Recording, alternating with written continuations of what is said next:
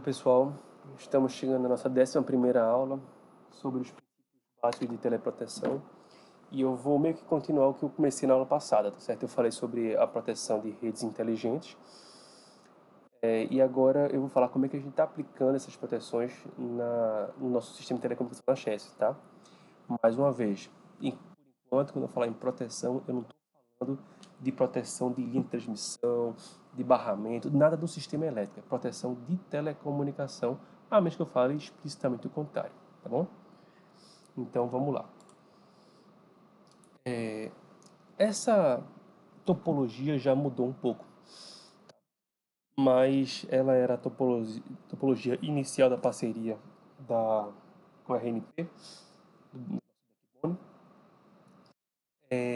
e vai servir para a gente conversar aqui sobre como é que está funcionando a nossa sobreposição de proteções de telecom para a gente poder atender nossos clientes, inclusive a proteção de linhas, tá bom? Então repara que a gente tem basicamente três grandes anéis aqui, tá bom? Antes disso, deixa para tentar explicar, isso aqui fica meio confuso, eu sei, mas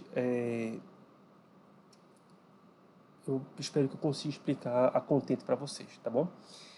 Você está vendo que tem uma conexão direta entre esses quadrados maiores, tá? Não faz diferença o quadrado cinza do quadrado verde, tá? Inicialmente faria alguma diferença, mas depois isso foi superado. Então todos esses grandes centros aqui que tem um quadrado, entenda que são estações do mesmo jeito, tá? Então essas estações têm o que nós são chamados POPs, Point of Presence, onde teria equipamentos OTN, WDM, tá certo? Então, o que é que está acontecendo? Você vê que eu tenho uma linha direta entre eles e tenho também uma linha, vários segmentos de linha conectando essas bolinhas aqui, tá? O que é que seria isso? Seria a conexão, cada bolinha dessa é uma subestação, tá? Então, Banabuiú fala diretamente com Icoque, fala diretamente com Milagre, fala diretamente com Banabuiú, com Bonome, que fala diretamente com Floresta 2, Luiz Gonzaga e Paulo Afonso. Tá certo? Esta linha aqui, ela é uma conexão lógica entre Fortaleza e Paulo Afonso. Mas, fisicamente, ela passa pelas mesmas estações, tá? Então, o que acontece? Esse equipamento aqui de Fortaleza, o o OTN de Fortaleza, ele jura que está falando diretamente com o OTN de Paulo Afonso. Mas na prática, ele está chegando em Fortaleza e como Fortaleza 1 e Fortaleza 2, eu tenho um bypass óptico aqui, tá certo?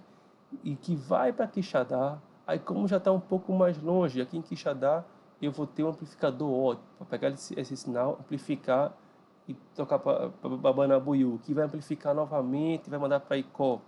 Ou seja, eu vou ter vários intermediários aqui que pode ser ou amplificação de sinal, ou um bypass físico mesmo, tá? Mas que não vai alterar o sinal original. Eu não vou inserir serviço, eu não vou tirar serviço, tá certo? Eu não vou mexer, eu não vou mudar, eu não vou alterar um bit. Eu vou só no máximo amplificar aquele sinal para chegar aqui, tá? Então, estas linhas representam duas fibras ópticas que conectam Fortaleza a Paulo Afonso e que passa por cada uma dessas estações também, tá bom? Enquanto essas conexões das bolinhas são conexões de SDH, não é de OTN, é de SDH, que é um multiplexador de mais baixa ordem. Então isso aqui é o que a gente chama de rede de acesso, que é o que por onde entram nossos clientes, e isso que seria o nosso backbone, que seria as conexões de mais alta ordem. Então daqui para cá eu tenho, por exemplo, 100 gigabits por segundo, múltiplos de 100 gigabits por segundo, posso até ter mais do que isso, posso ter 200, 300, tá?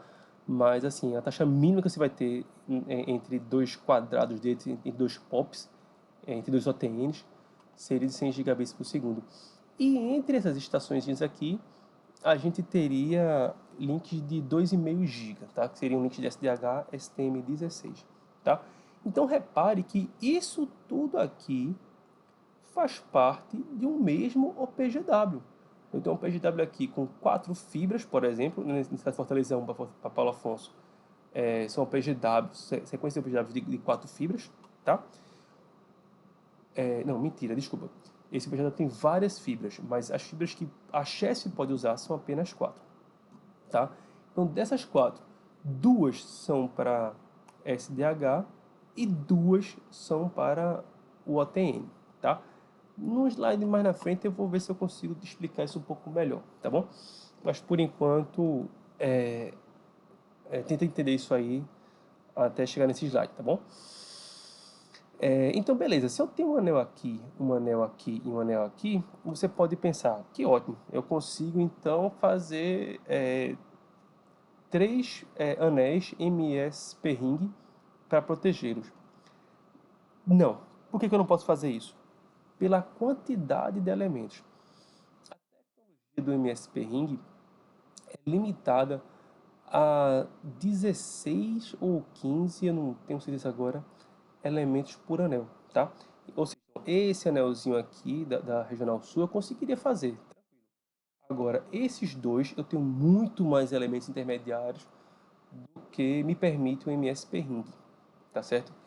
Então, qual foi a solução que a gente encontrou para a gente conseguir fazer essas proteções em anel, mesmo com essa limitação de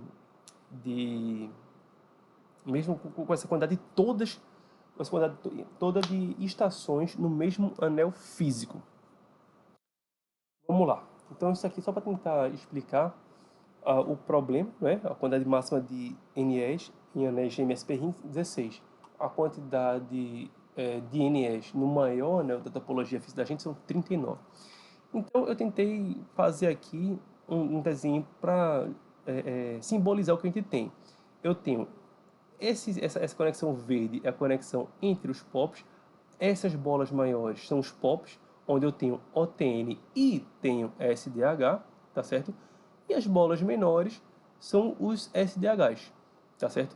Então eu tenho, naquele exemplo, seria o quê? Fortaleza 1, Fortaleza 2, Quixadá, Banabuiú, não é isso? E por aí vai, até chegar aqui em Paulo Afonso, tá? Então tem o OTN conversando diretamente, entre aspas, né? Porque, como falei, ele vai pingando essas estações, mas do ponto de vista lógico, esses OTNs conversam diretamente um com o outro e os SDHs conversam entre eles e inclusive entre os SDHs deste POP, né? Que aqui tem tanto, como falei, tem OTN e tem também SDH, tá? Então, qual foi a solução que a gente encontrou para usar a proteção em anel numa arquitetura onde a topologia física tem muito mais do que 16?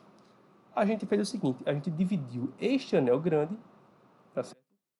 Em vários anéis pequenos. Ó, solução, topologia lógica em anel, MSP ring, sobre a topologia física linear, tá? Então, entre os POPs, eu fiz um anel, tá certo? Entre esses dois POPs, outro anel, outro anel, outro anel. Então, eu peguei esse anel grande e dividi em 4 anéis. Como é que funciona isso na prática, tá? Vamos pegar aqui um exemplo bem simples. Lembra que na aula anterior eu mostrei para você um anel de 4 estações, onde a falava com a B falava com a C falava com a D e a D falava com a A? Aí vai fazer essa mesma topologia lógica, só que agora na topologia física que não é em anel, tá? Vamos lá. Como é que funciona? O SDHA fala diretamente com B, que fala diretamente com C, que fala diretamente com D, tá certo? Isso do ponto de vista do SDH.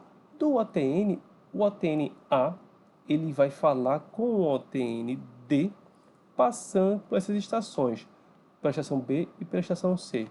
Talvez tenha bypass óptico, talvez tenha amplificação. Regeneração nós não estamos usando aqui na nossa topologia. Sempre onde era necessário regenerar, a gente colocou um outro POP. Mas, do ponto de vista teórico, poderia ter também um regenerador aqui, tá? Mas pra gente fica a informação, tá? A gente só vai ter o bypass e a amplificação, tá bom? Então, como isso aqui não interfere na conexão lógica entre eles, eu vou excluir, tá bom? Para ficar mais simples o entendimento.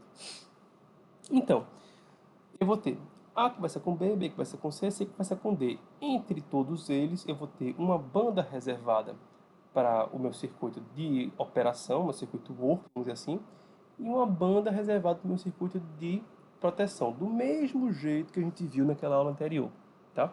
Então, A fala com B, B fala com C, C fala com D, e como é que eu vou fazer com que D converse com A para eu poder fechar o meu anel? Como nessas estações eu tenho SDH e tenho OTN, eu vou fazer com que o SDH converse com o OTN nessa estação, esse cara converse com esse OTN nessa estação, e a gente fecha o circuito por meio do backbone. Então, eu vou ter uma interface de linha desse SDH falando com B, a outra interface de linha desse SDH, ele vai entrar no OTN, que vai transportar esse sinal, que vai chegar aqui e vai fechar o circuito com D. Ou seja, ele jura que está conversando com o D diretamente. Ele não sabe aqui qual é o meio. Da mesma maneira que a gente viu algumas aulas atrás, aquele modo de teleproteção que eu falei. Olha, o modo de teleproteção, ele jura estar falando um com o outro diretamente, tá? A gente usa um carrier, a gente usa um PDH, a gente usa um SDH para ajudar no transporte daquele sinal, mas em termos práticos, para ele isso não faz diferença. Quem está levando o sinal? Ele tem uma interface de 2 MB, uma interface de 4K, o que for, e através dela ela conversa com um outro equipamento que também usa mesmo 2 MB, que usa o mesmo 4K, tá bom? Então, aqui o nosso backbone está sendo o transporte do SDH para fechar esse sinal. E assim a gente consegue provisionar uma banda para o circuito de proteção, desculpa, o circuito de working, né, o circuito principal, e outra banda para o circuito de protection, tá bom? Então, vamos lá. Como é que a gente dando um zoom nisso aqui, tá? Como é que deixando um pouco mais de detalhes, ficou bem teórico o outro. Vamos deixar esse aqui um pouquinho mais detalhado. Vamos falar um pouco mais das minúcias dessa conexão, tá? Vamos lá.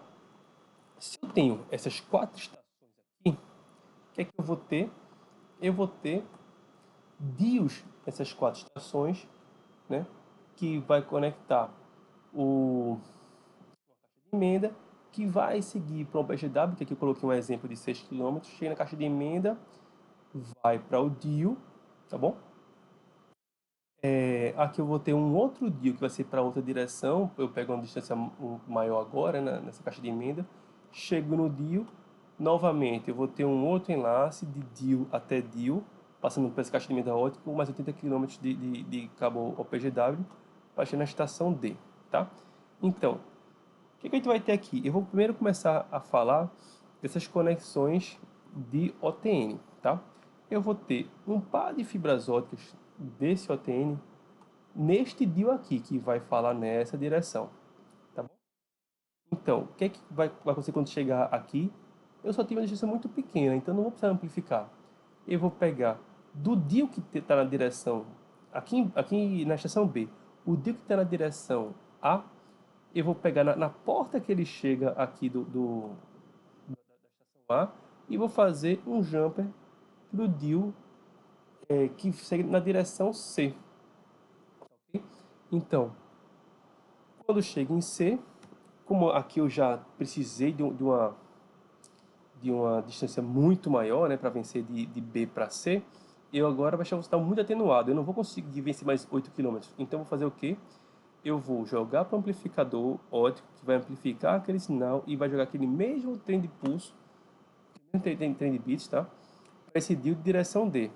Que aí finalmente vai passar pela caixa de emenda, passar pelo último trecho da PGW, chegou nesse DIO e conecta ao TND, tá? Então A está conversando com D, sim, para ser um pouco mais simples, sem saber que existe um bypass aqui e um amplificador aqui. Na prática, a gerência consegue enxergar esse elemento de rede aqui também, tá? Mas em termos teóricos, isso não faz diferença para assim. Em termos teóricos, o OTN de A está falando com o OTN de D de uma maneira direta, tá? Porque os bits que saem daqui chegam aqui exatamente iguais, tá bom? Agora vamos falar da conexão via SDH. Eu estou com a interface de linha do SDH conectada no mesmo DIO que o OTM também tá? Duas fibras aqui, duas fibras aqui, então eu vou ter 4 fibras nesse dielétrico, chegando a essa caixa de emenda ótica, que vai ter 4 fibras indo para esse OPGW, chegando a essa caixa de emenda ótica e mais 4 aqui. Pronto. Chegou aqui, eu vou fazer o quê? Eu vou conectar as portas correspondentes a esse sinal no SDHB, beleza?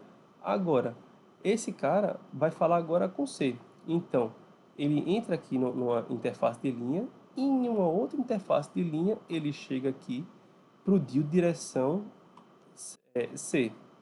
Da mesma forma, chegou aqui em C para uma interface de linha, saiu para outra interface de linha para o DIO direção D, chegou aqui, conectou com D. Então, beleza, A falou com B, B falou com C, C falou com D, e como é que D vai falar com A agora? Eu vou ter, através de uma outra interface de linha, eu vou chegar aqui no meu OTN, certo?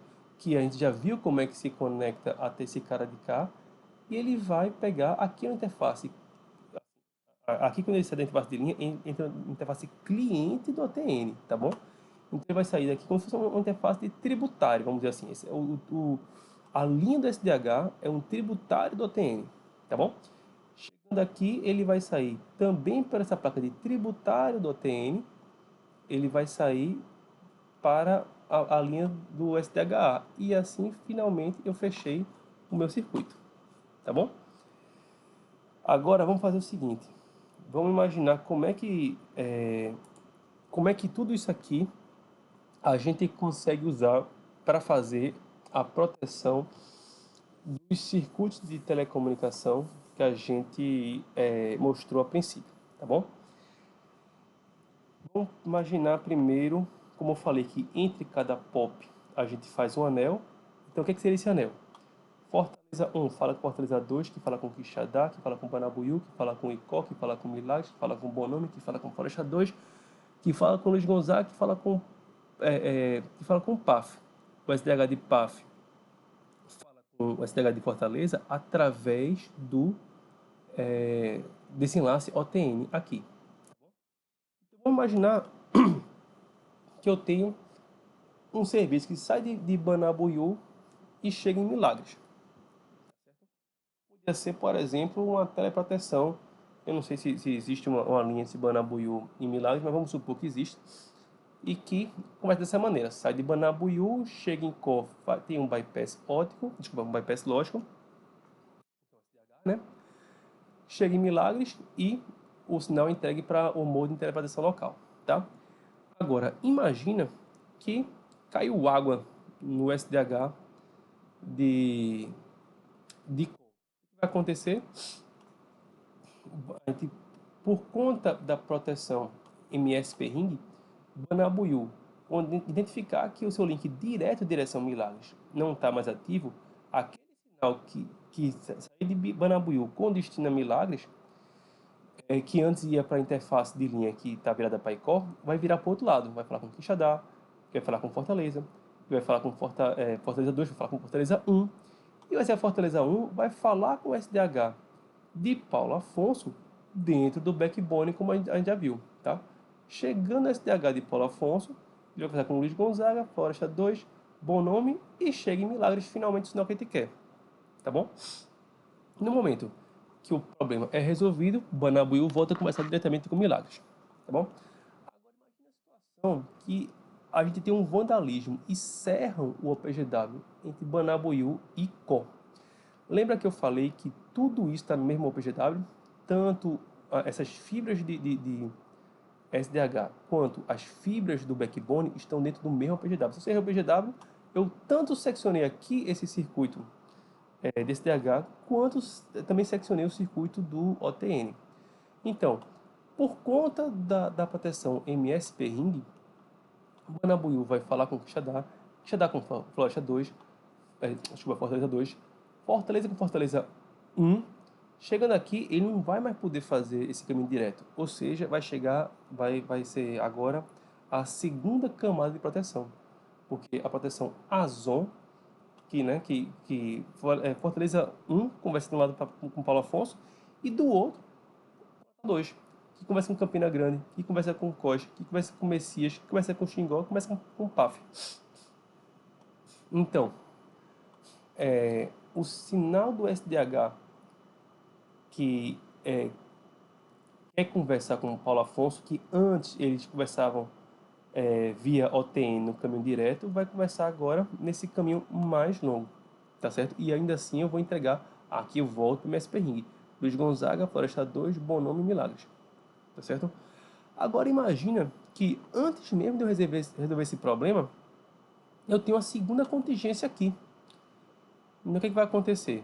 Mais uma vez, pelo protocolo MSP-RIM, Banabuiú vai falar com Fortaleza 1 através de Quixadá e Fortaleza 2, e como este caminho já não é mais possível, ele vai procurar uma outra alternativa para chegar em PAF. Então ele vai rodar o anel Teresina 1, tudo isso, obviamente, desde que tenha taxa ociosa para isso, tá, pessoal? Então, Fortaleza 1, fala com Teresina 1, Sobradinho, Bom Jesus, Governador Mangabeira e Paulo Afonso. Desculpa. Camaçari 2 e Paulo Afonso. Então, o que a gente pode tirar daí? Quando a gente compara as proteções inteligentes com aquela proteção que eu falei antes de se provisionar manualmente qual interface de linha que ele vai colocar e tal, deixar assim, provisionar manualmente que ela vá pelo caminho mais longo, o que é que a gente vai ter, tá? Sim, desculpa, depois eu falo nisso, tá? Primeiro eu vou falar sobre esse resumão aqui de redes, né? Então, para rede anel, quando a gente fala de SDH, eu tenho a MSP Ring, que foi o que a gente olhou agora, tá bom? Multiplex Section Shared Protection Ring. Para a rede OTN, a gente tem essa ODUK Spring. Nós não estamos tendo uma boa resposta com o ODUK Spring do nosso sistema, tá certo? A gente ainda não abandonou, mas a gente está repensando o uso do ODUK Spring, tá? Então, para OTN, provavelmente ele vai usar mais essa Azon, que é a proteção de rede mesh, que a gente tinha falado, tá bom? E um outro exemplo de rede mesh são as redes RO-ADM, que seria o WZON. É a mesma coisa do Azon, só que em vez de usar a taxa de transmissão elétrica como ociosa para transmitir, a gente usa comprimentos de onda ociosos para fazer essa proteção, tá bom? Então, quando a gente compara, como eu estava falando, né, quando a gente compara essas proteções inteligentes com as proteções que a gente manualmente configura para ele fazer um caminho mais longo e tudo mais, a gente tem uma maior resiliência quando estou falando de redes mesh, né? Porque, como você viu, a gente chegou a ter duas contingências e ainda assim o sinal continua chegando ao seu destino, né? E poderia ter até 5, 6, 7, dependendo da malha e da disponibilidade de recursos, tá? Então a gente tem maior resiliência, tem maior facilidade para aprovisionamento dos serviços, ou seja, se eu tenho uma estação A que fala com a estação B e eu quero que um serviço saia de A para B, eu configuro os dois diretamente de A para B. Porque se tiver um problema entre A e B, a própria inteligência da rede vai fazer um reroteamento e vai chegar no seu destino. Eu não vou precisar me preocupar em dizer para ela para onde é que ela deve ir. Ela já sabe onde é que ela vai porque ela é uma proteção inteligente de redes. Tá certo? Aí tem uma otimização da taxa de dados disponível, porque, como eu te falei, se eu manualmente faço que a PA dê a volta ao mundo, eu estou ocupando recurso em cada um daqueles trechos, tá certo? Então, quando eu uso uma proteção inteligente, tá certo? Eu estou ocupando apenas o trecho mais curto entre eles, e somente no momento de uma falta é que ele vai usar aquele recurso, mais recursos, né, daquele caminho mais longo para chegar no destino, tá bom? A gente tem uma menor latência para a PA, agora estou falando realmente de proteção de linhas, tá? Porque se antes eu fazia entre a estação A e a estação B, eu fazia para a proteção principal, o caminho direto, e proteção alternada, eu manualmente fazia ele rodar o anel, né, dar aquela volta ao mundo que eu falo, eu estou colocando necessariamente uma latência maior para aquela PA, tá certo?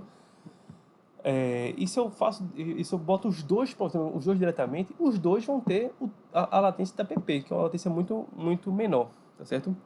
Agora, tem essa condição, essa latência alterada durante a ocorrência, que é o seguinte: quando eu tenho um problema entre A e B, eu faço esse reroteamento, por um tempo muito curto, eu indisponibilizo o serviço. O problema não é esse. O problema é que quando ele voltar, se antes eu estava levando, vou chutar aqui, 4 milissegundos para chegar no meu destino, agora eu posso estar utilizando 10, tá certo?